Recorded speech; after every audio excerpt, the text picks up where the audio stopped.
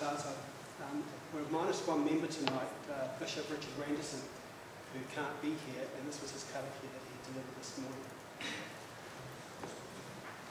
For the land that sustains us, for the people who enrich us, for the future that comforts us, and for the wairua that drives us, we give our heartfelt thanks. Nō reira, kia tau te rangamārie, o te atua kia koutou. Amen. Amen.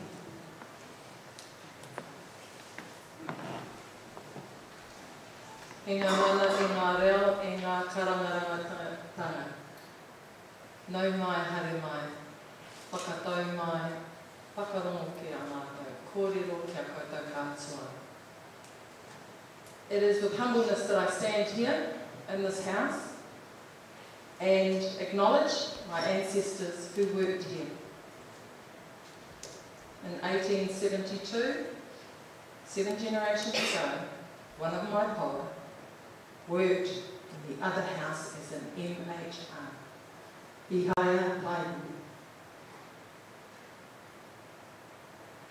And as his descendants standing here, I must acknowledge that.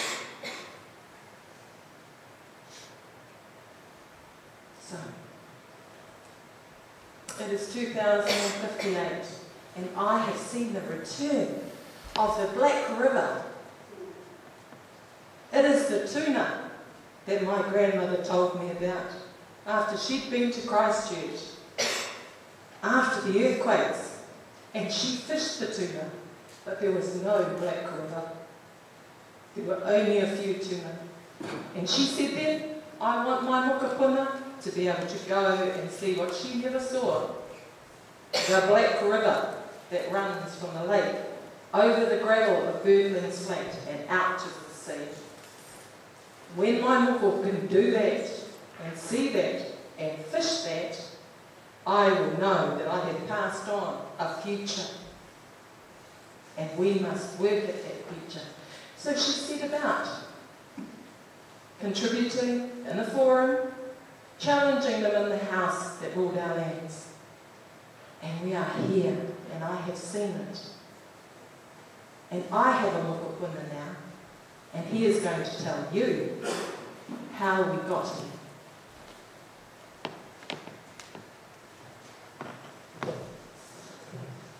Our vision was to be the happiest nation on earth, characterised by the revival of the fabled Black Road of tuna, and measured by the recently introduced UN happiness scale. So what does happiness mean?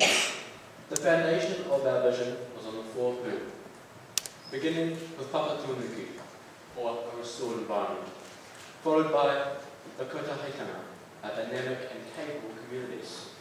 And then we have our Manaakitanga, prosperous and developing economy, and of course, our whakawhanamatanga, our global connectedness, and how we relate to the rest of the world. The statement, the grandchildren will fish the eels, is a literal and metaphorical indication of the 4 pū has achieved environmental, social, economic, and global success. Together, these make the nation of Aotearoa the happiest on earth. And we can tell this has been achieved because we have healthy ecosystems. We have a high voter turnout without the need for compulsory voting. And we have topping the rankings for economic performance through the OECD and other international performance measures consistently for the last 50 years. And we also have, of course, our strong position on the world stage, punching above our weight, as New Zealand has throughout our entire history.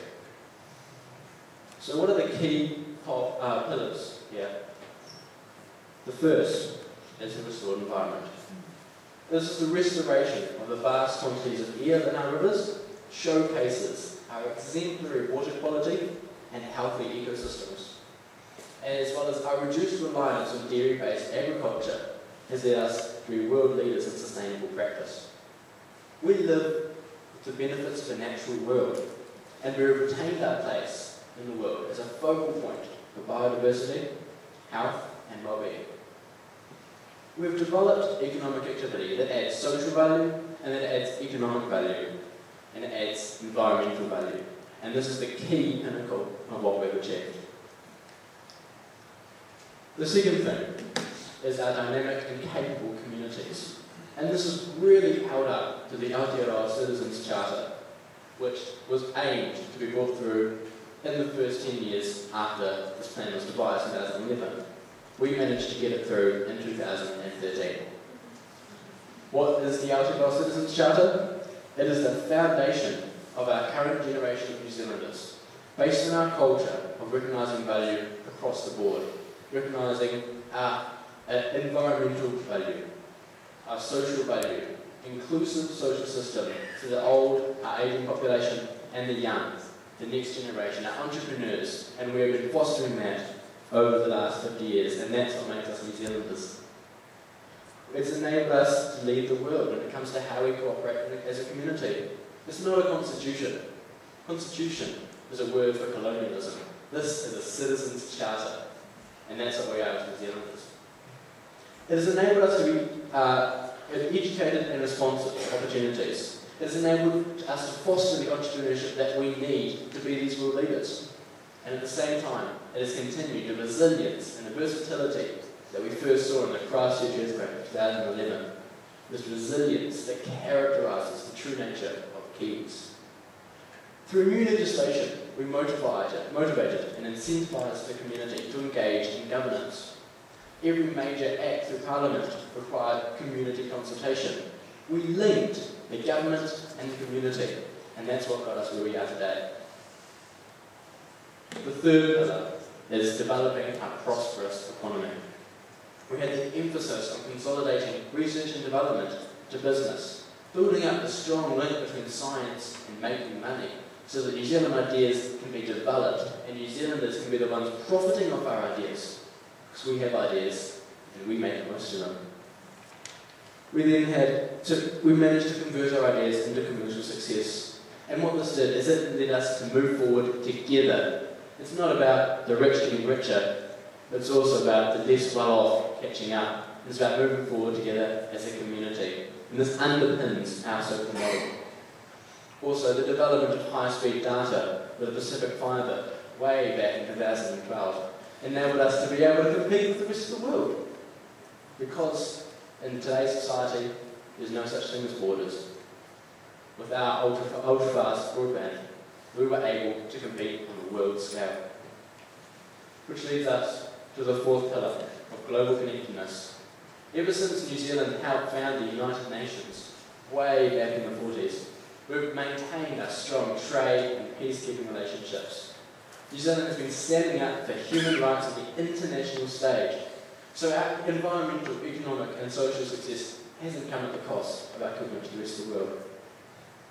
Our constitution, by our charter, our citizens' charter, has given us a deep-rooted understanding of others' worldviews to be able to allow us to relate across cultures, including everyone in our society and in the global society. And the world respects us.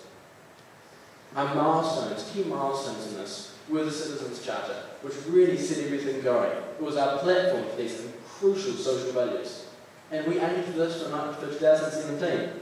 We got it in 2013. We aimed to rebuild Christchurch as the world's first genuine eco-city by 2021.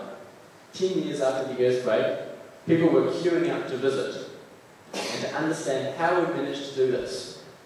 It is a showcase of New Zealand's ingenuity, New Zealand's talent, and New Zealand's technology. And it showcases who we are as Kiwis, who we are to have this unique system, and who we are to lead the world. In the 18 years since 2014, all of our environmental indicators have consistently been heading in the right direction.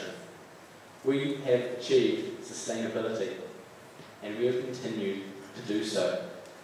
So what have we done? We have unified the four pillars. The four pillars that were split by Tāne and Māori legend have formed the foundation of our new New Zealand.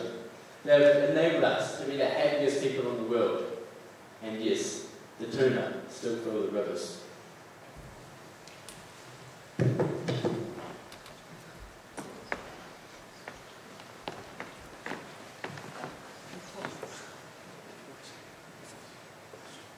And so, this is our current crest, the tohu for Aotearoa.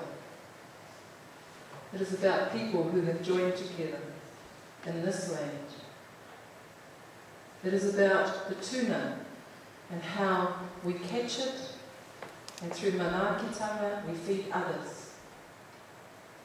It is about Papatuanuku, where we stand, and Ranginui, who shelters us. It is about kotahitanga as we stand together. And it is about whakawhanaungatanga, how we see the rest of the world and how we assist them. And as my moko and his generation leads us into 2100, we have a bright future.